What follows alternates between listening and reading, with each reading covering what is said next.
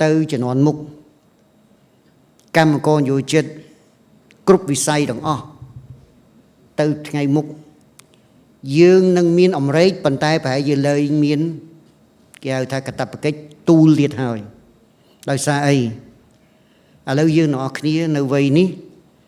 dương thọp rết thọp tu bàn tay ở lâu ní dương nó kia miên rồi bóp sao thuần បញ្ហាសុខភាពនានាមានបសសកាពីរមណីយជីវិតសន្តិភាពពេលដែលយើងចូលនិវត្តន៍យើងមិនបាត់បង់ចំណូលទាំងស្រុងដូចចំនួនឪពុកម្ដាយយើងទៀតទេយើងមានរបបសោធនមួយ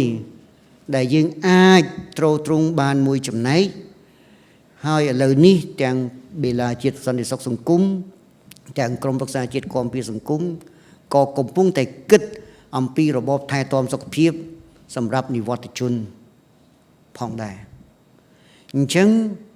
ពេលដែលយើងចាស់ទៅយើងប្រហែលជានឹងមិនមែនជាអំរែកសម្រាប់កូនយើងដូចជំនាន់យើងនោះទេដោយសារ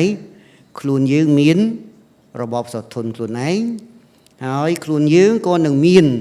របបថែទាំសុខភាពមួយដាច់ដោយឡែកអញ្ចឹងពេលដែលយើងឈឺយើងក៏អាចទ្រទ្រង់ដោយខ្លួនឯងបានហើយបើយើងចង់ទៅវត្តយើងក៏អាចនៅមានគេហៅថាលុយខ្លះសម្រាប់ជាបច្ច័យដើម្បីធ្វើបុណ្យដោយមិនចាំបាច់សុំកូនដោយជំនាន់យើងនោះទេសម័យសម្ដេចបវរធិបតីយើងខ្ញុំទាំងប្រុសទាំងស្រីអស់ក្តី